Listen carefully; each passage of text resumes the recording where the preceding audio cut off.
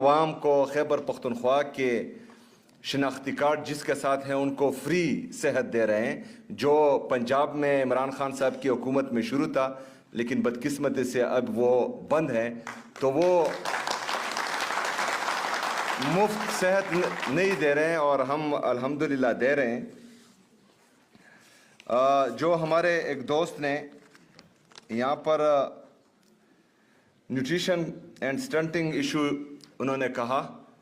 تو عمران خان صاحب کی تقریر آپ اٹھا کر دیکھ لیں، وہ بھی جو ہیں ہماری نیوٹریشن کے حوالے سے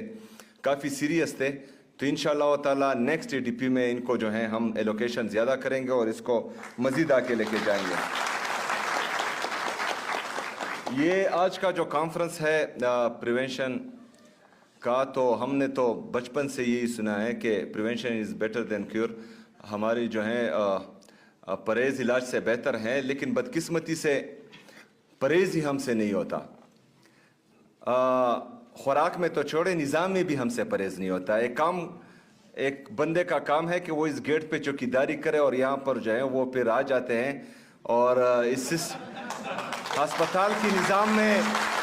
وہ ٹانگیں اڑاتے ہیں، تو یہ ہمیشہ سے ہوتا آیا ہے۔ جو جس کا کام ہوتا ہے وہ نہیں کرتا، اور جب بھی اگر ایک موچی جو ہے وہ ڈاکٹر کا کام شروع کر دے تو وہ ہسپتالوں کا بھی بیڑا غرق کر دے گا اور اپنا کام سے تو ویسے بھی گیا۔ تو ہم اپنے لوگوں کو یہ پرہیز کا جو ہمارا بیسک بچپن سے سنتے آ رہے ہیں کہ علاج سے بہتر ہے، تو وہ تو سکھائیں گے، ساتھ ساتھ میں باقی لوگوں کو بھی ہم یہ ٹیوشن دیں گے کہ اپنے کام سے کام رکھو، دوسرے کے کاموں میں ٹانگیں نہ اڑاؤ۔ ہیلتھ اور ایجوکیشن، جس طرح کہ میں نے پہلے بھی کہا کہ یہ بہت ضروری ہے ایک معاشرے کو بہترین معاشرہ بنانے کے لیے، کیونکہ شاید آپ میں سے بہت سے لوگ وہ